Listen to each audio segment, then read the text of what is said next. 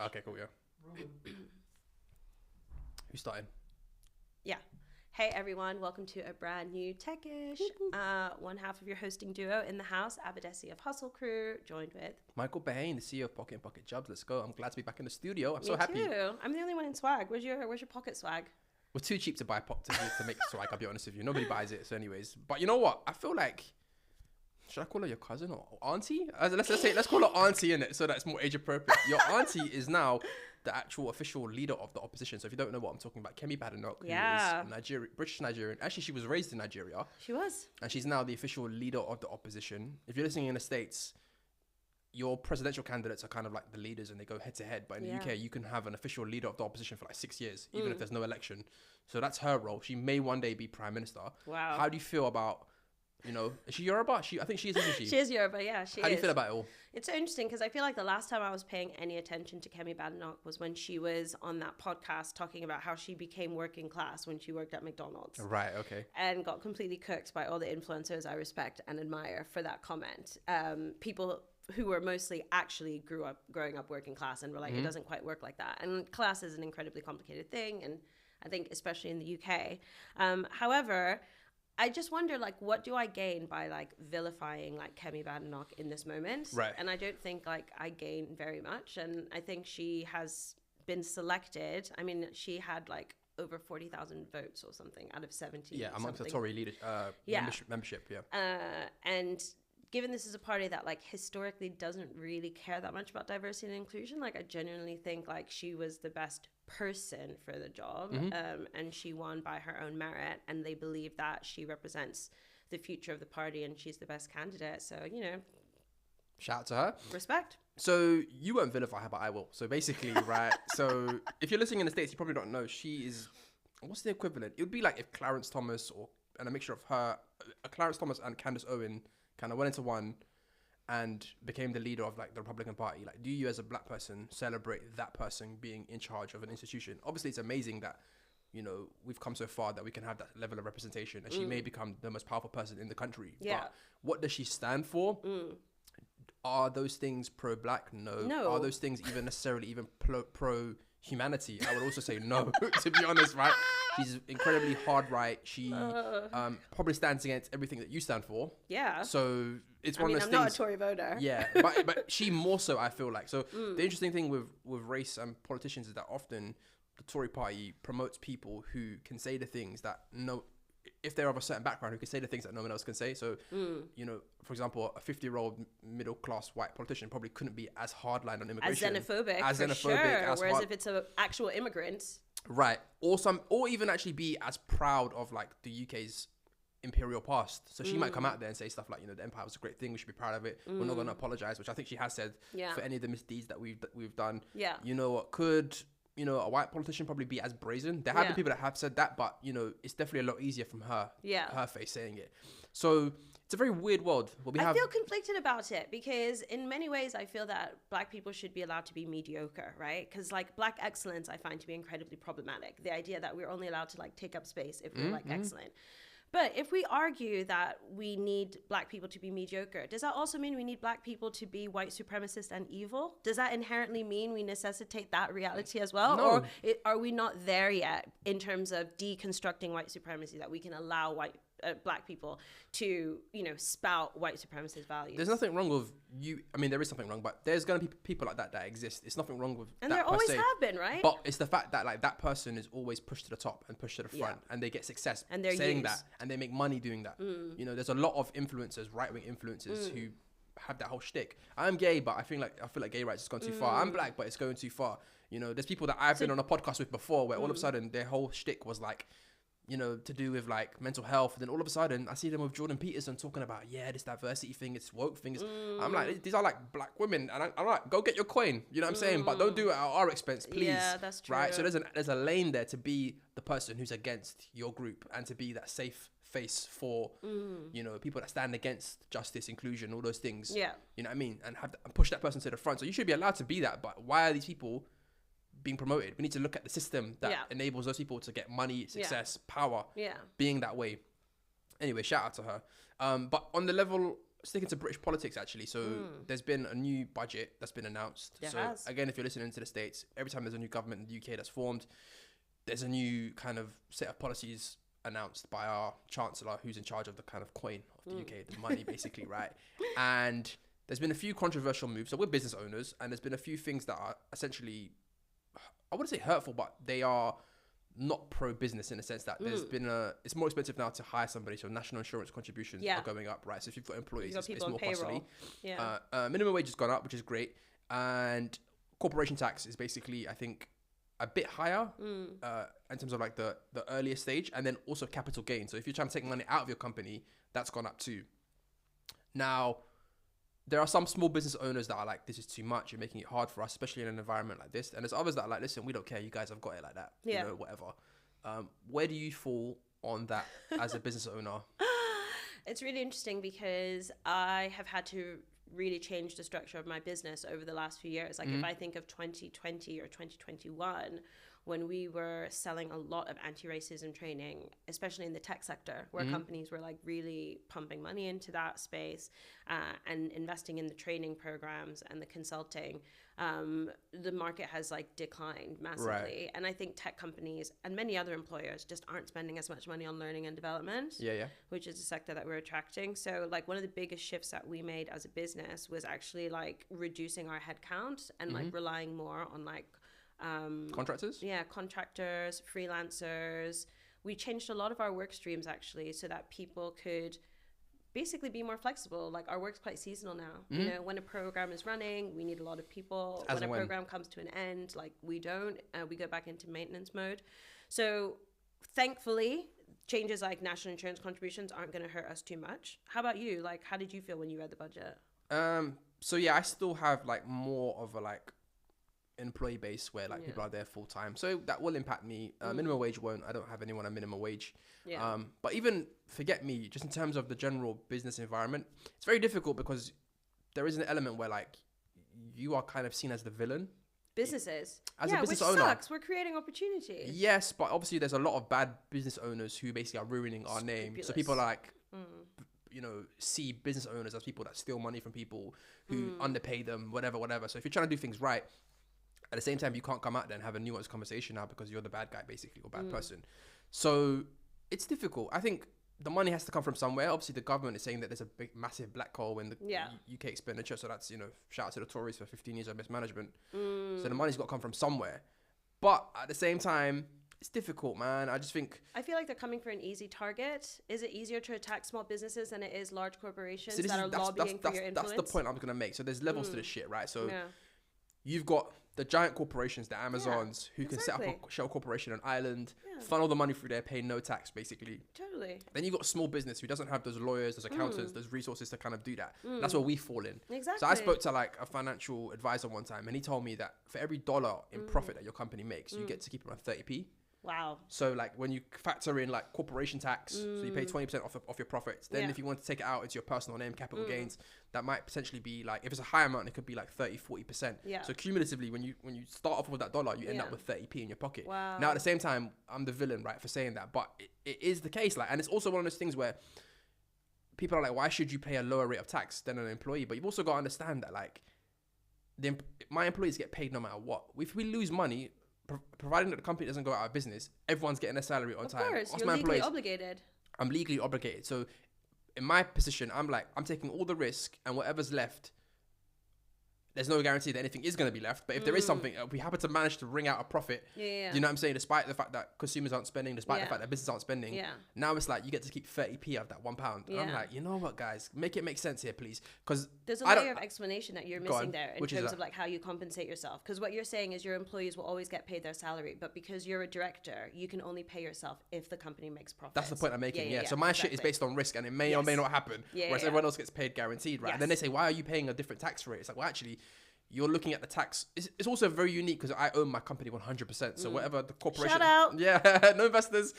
But anyways, listen, I think the real interesting conversation that I saw happening, though, forget the business owner conversation, is about people that earn high income as an individual. Ooh, that got spicy. Spicy. So Someone that I'm aware of, I've never met her actually in person, but she has been vocal on like Black Tech Twitter. Yasmin for years was featured in a BBC article, talking. It was looking at different people on different incomes, and her one was that she said that she earns 150,000 a year, which is amazing, especially in the UK.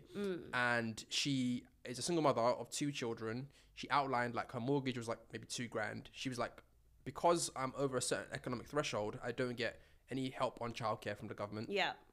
Obviously, you lose your personal tax allowance the first 10K after you go over a certain income. So she's probably contributing like 50K in taxes. She loses all those kind of benefits. She's paying probably 3-4 grand or maybe 2-3 grand on childcare. Yeah. So she was like, oh, I'm concerned about certain things. And people were like, oh, shut the F up. Like, how dare you complain? So that went viral on Twitter. People were defending her. But it is almost like a case where, like, again, you don't really have the right to complain. Because people are doing worse than you, it's really interesting. Your concerns basically are invalid axiomatically. Yeah. Do you feel like that's a fair assessment? Like, or do you feel like... It's like a really complex conversation, honestly. And I just feel like there's so many layers of privilege to unpeel, like, before we even, like, start. Like, I think the first thing I want to state is the fact that a lot of these benefits should be prioritized towards the most vulnerable people first. Okay. And I think that is something that very few people would argue, right? Like, I would actually. Are you? Wow. I would argue that most policies that are successful, if you look at the Scandinavian countries, are universal. So they have childcare help regardless of income. But they're like a population of 2 million. But there's 3 or 4 different Scandinavian countries. Okay, They all manage to somehow do it, right? So, and why can't it scale? You have the tax income, it should scale by population, right? Yeah. So I'm saying that like the most popular program in the UK is the NHS. Why? It's because it's universal. Yeah. If you want to get private, you can additional, but it serves everyone regardless of income, right? They don't go to you in the NHS. Oh, you make 2 million this year. Yeah. We can't see you pay us, right? So that becomes a universally popular program. But when you do it based on people who are quote unquote more struggling, it then becomes viewed as a handout. So then actually those policies actually end up becoming more prone to be cut because people are like, oh, why are you getting it? I should be getting it. And then also it means that if I'm earning 90,000, I might say I don't want that promotion because if I get that promotion now means I get less overall in services and my quality of life goes down even if my income goes up. So I'm more pro universal policies, I'll be honest with you. Okay, fine, but that's not the conversation we're having, right? Like, we're not having a conversation about whether or not like childcare benefits should be like available for everyone. We're talking about whether like high rate earners are in a position to like complain about policies like not helping them. And they're related though, because I'm saying that's why they're complaining. Okay, well, have you ever been on benefits? Yeah. Okay. Have you ever been on childcare benefits or like needed access to them? I ain't got no kids that I'm aware of. In the last 10 years, in the last 10 years, have you tried to apply for any type of state benefit? No. Right, exactly. And neither have I. So that's like the first thing I was going to say. But like for people who have tried to apply for benefits in the last 10 years, the ones I know of like are people who I would classify as like too vulnerable to secure and retain a 6-figure job, too vulnerable and struggling to obtain and retain a mortgage in London. So like using this specific case of a person, like I completely understand why certain people probably felt triggered by her account that like, I have a mortgage in London, I have a 6-figure job, and the state isn't doing enough for me. Because there are people who are currently unhoused, unemployed, and going, okay, like, well, what about us? And I think that is like a fair argument to make. But at the same time, like your argument around like, are these systems fit for purpose for the population that we have or for the mindsets that we have? Like, yes, I think is valid. Like, middle-class people are feeling the pinch, right? People who are employed and are homed are feeling like I'm paying a lot in taxes and I'm not getting the support that I need back. And I think we need to create space for that conversation too. I mean, a lot of people think that earning 6 figures makes you incredibly rich. But from when I was earning 6 figures, the idea of like netting $6,000 a month after tax, it feels like a lot. But if $2,000 of that is going to your home, $3,000 of that is going to childcare, you're traveling into the office, you've actually only got a few £100s left. Potentially, yeah. Every month.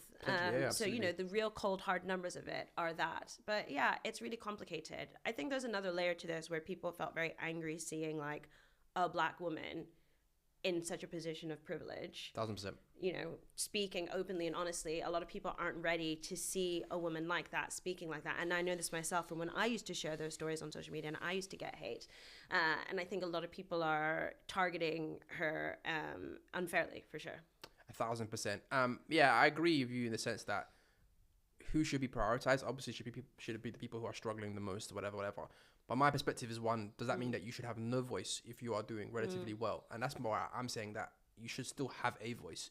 Shouldn't be the loudest voice, but it should be a voice, because the reality is people that earn through income are paying the vast majority of the taxes that help everyone in this country. But also, because check your privilege. Like, there are people that aren't going to eat tonight. Do you know what I mean? No, 100%. But at the end of the day, like, we're living in an ecosystem, and it has to be paid for. So if you're the one that's paying for it, should you have no voice? I'm not saying you should have the loudest voice, but you should have some voice and be like, actually, hold on, guys, like, you are not taxing Jeff Bezos. Sir Philip Green's wife went to Monaco and took $1 billion dividend and got no tax on that, basically, right? $1 billion tax-free. But then you're there because you managed to climb the ladder a little bit, corporate ladder. Yeah. Maybe you've got 2 gigs, a contracting gig. All of a sudden now, it's like, shut the F up, know your place, pay the $60K a year, and don't have an opinion. And I don't think that's fair. I think you should have a say. You know what? You sound like you're going to be voting for Kemi in the next election. No, absolutely not, because I mentioned the reason why there's a giant black hole in our expenses is because of 15 years of Tory mismanagement. If the Tories were actually what they claim to be on the tin, which is that, oh, we're going to tax you low and the economy is going to be booming, and that means there's opportunities for everyone, I'll be like, all right, cool. But what happens is they cut taxes, the economy doesn't do great. You know what I mean? And then they probably have to end up raising taxes. Then they get you into Brexit. Then they get you into all kinds of stuff that's completely pointless and, you know, hating on immigrants and hating on these people, and you're like, this is a disaster. What is this? Do you know what I'm saying? So if they were what they said in the tin, it would be actually more appealing, but it's not. It's nonsense. It's a lie. So yeah, shout out to my high earners out there. Stay strong. Thanks for your taxes. Power to the people, my high earners. Don't flee to Dubai. Basically, right? Okay, we'll leave the audience to decide who had a perspective they kind of agree with more, because that was a slightly contentious debate there. I like that. We haven't had those in a while. So moving to the US, by the time this comes out, we shall know. I've cast my ballot. Hold it. Oh, that's so amazing. You can vote here and over there. Hell yeah. You are the most powerful person in the world. US and British citizenship. Hedging my bets. So you voted, you made your vote. Yeah, cast my vote. Thanks, Democrats abroad, for the very smooth process for accessing my ballot and filing my ballot. I mean, I'm not in a swing state. I will just be upfront about that. So where are you registered then? I'm registered in Maryland. So theoretically, could you just register somewhere else, considering that you don't live there? No, it has to be your last known address. Oh, okay, interesting. Yeah, so I need to use a family address. But by the time this episode will air on election day. Interesting. Won't it? Yes. So we won't have the results, but we'll be very close to. We'll have something close to. Are you going to stay up all night? I'm not, no, but when I spoke to Dom from TechCrunch, when she came on the show last week, she basically was like, we're having like an election watch party, because like either way we need to be together, like whatever happens, right? So I thought at first when she said party, I was like, oh, you guys like celebrating Kamala? She's like, no, like we're just gonna like just in case if it goes wrong we need to be together, if it goes well we need to be together. What? I'm building my bunker, I'm getting my camo gear. It's amazing that that Donald is basically on the verge potentially of a victory. He seems to be the slight favorite. I mean, 50-50. Whoever Hulk Hogan backs tends to end up being president by my statistical analysis. So Hulk Hogan is a great example of like the kind of Donald ecosystem, because Hulk Hogan was done for a long time ago, because I think he said a bunch of racist stuff and he was cancelled. He was even removed from the WWEF Hall of Fame. But all those like viral videos of him like drunk eating fast food and like saying misogynistic things towards his like daughter. Remember when those went viral? Yeah. So I think that's kind of explains what Trump's kind of appeal is, in the sense that like that's his brand. You can't be cancelled with me. Wife beaters, drunk wife beaters, pussy grabbers. But from a tech perspective, a lot of the big tech CEOs, so I think Google, Apple, Mark even, have made overtures to Trump. They've called him and said like, you know, best of luck, we'll see. Yeah. And I mean, they're also hedging their bets, aren't they? Exactly. If you believe that there's a greater than 50% chance this guy's going to win. Look, whatever happens, it's only 4 years, and they're going to want to be CEOs for like 10 plus. So they're just like, it's called risk management, as sad as it is. It's also more complicated than that, because actually tech has historically been very democratic aligned, but actually because of Lena Khan and a few other policies that Biden's put in, they're probably viewing the Democrats as kind of like the anti-tech party, and I don't view it that way. I see it as they're trying to promote competition by not allowing maybe mergers, looking at kind of practices that are kind of anti-competitive. AI safety is a big topic coming up. And but obviously tech wants, we want to be able to buy what we want to buy. We want to be able to acquire this company. We want to be able to get our money back from Europe tax-free or whatever, right? So they're looking at Trump probably thinking, actually, do you know what, like this guy might be our guy. Yeah. They got JD Vance as a VC. JD Vance is a VC. He's Peter Thiel aligned. God. They got Elon on that side. So they have the ear of the VP, who's got the ear of the president. So that's actually now looking like the pro-tech, pro-crypto. If you're completely morally bankrupt, you might see it that way. So big tech is on a mission to protect its profits. And interest, 100%, right? yeah. But it doesn't feel like the MO is innovation, making the world a better place. It feels like the MO is protect the cash for our investors and our board. 1,000%. And I think there's such a gap between like the actions of tech in the political ecosystem versus the ideals and brand that tech spouts, you know, in the media and in their marketing and in their community building campaigns, you know? And I think the election is really like exposing that gap. Right. And as like a consumer and tech enthusiast, it's like very disheartening because it's like sometimes you like sip the Kool-Aid and get really sucked into the narratives about these products and how they want to like improve communities. But then you see the way the most powerful people at these companies are acting and you're like, wait, that's not aligned. That's not aligned with like the future you say you're building. So which narrative is true? Like, are you the company that generally wants to like empower female founders and like increase the pipeline in women in tech and like increase tech inclusion for like historically marginalized communities?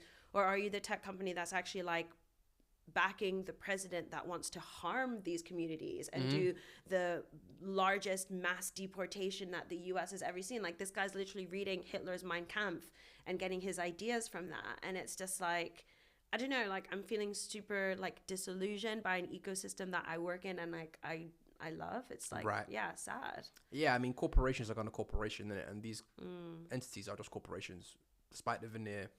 Despite what's been said over the years, like these people are going to protect their competitive position, and that's what they're doing. So you're going to Ladbrokes later, making a bet. Who's the next president?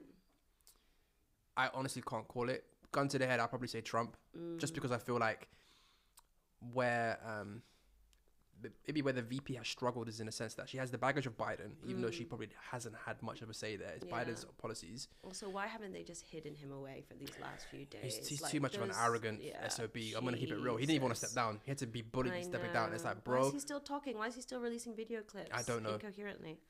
So she has had to carry his policies, his economy with maybe inflation, which has hurt a lot of people. Yeah. If you have like a very surface level understanding of politics, you might just say like things are a lot more expensive now than they were under Trump, not realizing that all that COVID spending and inflation is, you know, downstream of what he had to do too. Yeah. So that's not in her favor. Where I think there could be some blame in her camp, at least, is that I feel like she probably should have done more media. I feel like she's been hidden away a little bit. I think they're probably more. They seem to be afraid of letting her just be a bit loose, and it's more controlled. Whereas Trump's going on Joe Rogan and the Schultz podcast but I think or whatever. Let him fall on his sword a little bit. Trump don't fall on his sword because he's graded to a different standard. He's graded on the curve. Trump will say the most wildest-ish ramble, but it's Trump. We let him go. Whereas with her, she's graded like a normal politician. Yeah. So they're probably afraid to let her on a Joe Rogan and speak for 3 hours because she probably will make a gaffe because that's normal. No person is you know, a robot, right? I mean, she's a prosecutor. I doubt she would have a slip of the tongue. You will if it's something that maybe is politically difficult. Oh, I see what you're saying. Like, yeah, do you like stand by Biden's this thing? Or like reproductive rights. Exactly. Yeah. So your vote is for the orange. No, that's not my vote. If you said had to bet who would win, man, try to switch it up right here. Cancel Michael. I would be voting for the VP if my opinion matters at all. But like, I would. But she might do it. 50-50 to me. You know what? Bringing it around to the beginning of the podcast, the fact that Kemi's now running the Tory party is like actually like made me think, do you know what? Maybe Kamala has it. That'd be sick though if there was 2 black women in charge. Even if one wasn't, regardless of the politics, like representation. You know, she doesn't represent an existential threat to the U.S. democratic system in the way that Trump does, and I think we're really like underestimating like how much U.S. democracy means to like really powerful and really wealthy Americans. Like this is a country that, in the grand scheme of things, is relatively new in its history, and I think, you know, January 6th is like etched into the hearts of so many people. Like people have like PTSD from like the insurrection in many ways, and I just think like there are so many people who are just like, never again. Like we can't have someone at the top who makes a mockery of the system that we've like fought for. I'm not saying it's not flawed. Do you know what I mean? But Right. I actually think like that energy could, really like push Kamala over the line. So we'll see. And the one thing we didn't mention, obviously, the situation in Gaza is also a big problem for them. Yeah. In the sense that, like, she's almost having to toe the line where she's like, I agree with the concerns, but I support Israel's right to defend it. So they always go back to that, propaganda kind of line. So it's one of those things where she has a foot in both camps and can't police either side. Whereas Trump is just like, I'm going gung-ho for Israel, like, finish the job, BB kind of thing, right? So it's like, strategically, it's a mess. Even though there's a moral decision to make that I would agree with, which is obviously we need a ceasefire and protect those Palestinian lives. But politically, she can't be seen to abandon the Israeli cause because of donors, because of maybe that's what she genuinely believes, maybe that's what Biden believes. Yeah. So it's like that might also cost them the election as well. Yeah. So there's a plethora of reasons why she was kind of hemmed up and screwed from the start, because you're doing this juggling act. If she goes all in on free Gaza, whatever, who knows what might be the political backlash from the donor class, from whatever, from the establishment. The establishment will probably try to listen, presidents and presidential, they get hurt sometimes. Of course. You know what I'm saying? It can get violent. So I don't know, like, what she can do in that situation. So yeah, more power to her. And we'll see, I guess. We'll see. And it is so interesting because whoever wins hasn't really won. There's just like so much complexity in the US political landscape right now. Like, it's a very divided country. Right, yeah. There's a lot of stuff happening around like reproductive rights, women's rights, trans rights. Crazy. Like, it is a hot mess to unify this massive hundreds of millions of people. Like, whoever does win has such a tall order in front of them. 4 years will go very quickly, and not many of these issues will be resolved in that time. So how are we doing for time? We've got time for one more story, or should we wrap it up? yeah, let's end on a lighter note. So on a lighter lot of people note, don't even care about politics, and most of this episode's been about that. So let's redeem ourselves. What's that great quote about, like, you might not be interested in politics, but politics is interested in you. You can't avoid it. You know what I'm saying? Okay. Anyways, I like it's not my bar, innit? You know what I'm saying? Don't look at me like it's me, I heard that somewhere. I'm not going to steal that one. But Give me lighthearted. content recommendations, I've got to say, go watch Sweet Bobby on Netflix. Sweet Bobby is a tale of a youngish British Asian woman, I think of Sikh background, who spends 10 years in an on and off online relationship. Sorry, did you say 10 years? Yeah, so on and off again relationship with somebody online, and essentially she's catfished with a very complicated series of ruses where there's multiple people that she's messaging who are all fake. She thinks it's the brother of the person that she's in love with. It's the cousin. It's the family members. There's almost 60 fake characters, and it turns out in the end that it's her very own younger cousin who's created this whole story, and it looks into like the impact of that. She ends up trying to get criminal charges brought against her own cousin, but the police tell her like catfishing is not a crime. In fact, the person who is the victim is the person who was being impersonated. So what's your thoughts on, because the way I've described it makes it sound like a complete fool for being catfished, but basically there's a lot of lies and things that are told that make it seem more credible. Yeah. Do you have sympathy for someone who's catfished for that long, or do you believe, like, listen, if you're not FaceTiming somebody right now, if you're not video calling them, like, why are you getting emotionally invested? I just feel so many things. It's so messed up. It's so disgusting to think that someone would like prey on someone who's clearly like lonely or like seeking connection in that way. Right. And there's something just incredibly sinister about that for the person who's doing it, and that makes me really sad. And like, of course, you can argue the other side of the story and say like, how could you be messaging someone for so long and never do a video call? But the reality is we're all willing to like suspend some element of disbelief in the pursuit of like deeper connection or love. And I think there's a lot of complexities here that we were discussing, off camera, about the pressure that a lot of women face in their 30s in certain cultures to pair up, couple up. If you're in a kind of culture where your parents are expecting you, your whole family are expecting you to marry from within your culture. I mean, this is even something for me when I was in my relationship where my dad was like, oh, you can't find a Yoruba guy? Like, what's the big deal? And so I completely understand like the pressures around that. Casting blame here for me is complicated, but it's definitely going to come to the platforms as well. Because it's like, how can one single person create 60 plus profiles 1,000% across different platforms impersonating other people. In this case, in the pursuit of catfishing, but it could have easily been identity fraud for like financial gain, identity fraud for like so much other exploitation, and like have some responsibility as a platform. Like, I'm sorry, like if you have the funds to develop complicated AI models, if you have the funds to like send all of your team on like some international retreat, you have the funds to have better privacy and security and just do a sweep of fake profiles. Yeah, like this is so messed up. Because obviously through IP address, they can see that all these profiles are coming from one location. But you got to also realize that when Facebook or Meta now goes and, you know, goes to the stock market and to the investors and says user growth is up, Vanity they have metrics. no incentive to control user growth, even if it means that show me individual IPs, not usernames. Absolutely, yeah. I mean, if the investors were savvy, they would probably want to see that versus just individual accounts, because if one person can create 60 accounts, it's clearly not. But then I guess you could also say if one person's creating 60 accounts, it means it's a fantastic sticky product. You know what I mean? I remember once working in a startup. Yeah, but it's a weapon. They're weaponizing the product. I remember once working in a startup, and it was like a kind of Uber for kind of like a beauty service. I won't say specifically what it is, right? And one of our employees went to the founder and was like, oh my God, like people are creating multiple accounts to get a discount. And this is the early stage of the company. Yeah. He was like, great. And these people really want this, what we're doing. And like, this is great for our numbers. So I was like, damn, I never even thought of it that way. Because the employee was like, oh, we're getting robbed. And he was like, no, listen, it means that people want our ish. So if someone's creating 60 profiles, and to Zuckerberg, it probably looks like, this is great. Like, we're growing. Like, people want to use our service no matter what somehow. You know what I mean? And we don't care about the ramifications for the average person. It's different when it's like Gusto or any other like meal delivery, where it's like food. Food is a necessity. Right. We're gonna like game the system so we can get loads of cheap food.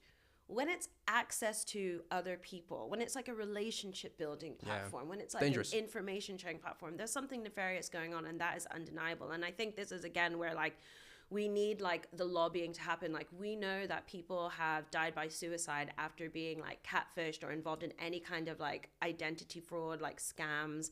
And yet we're here talking about the stories, watching the Netflix show. Like, what's the actual change that's going to happen? And why don't we put that responsibility on the platforms? Like, this is really shameful, I think, the fact that the platforms allow this to happen, and something needs to change. One last point I'll make about this whole catfishing thing. Two unrelated points that connect. You often see people like, UK productivity is so low because we've got people out here doing their day job are making 60 profiles on Facebook, creating a cinematic universe of multiple characters, all How intersection. Many books they could have read in that time, apps they could have built, like good things they could have done, art they could have made. Like 100%. This is a deeply disturbed person. All right, we'll leave it at that. Thank you for listening to this week's episode of Techish, a very political episode. Best of luck out there if you're an American. We'll catch you next week. Peace. Bye.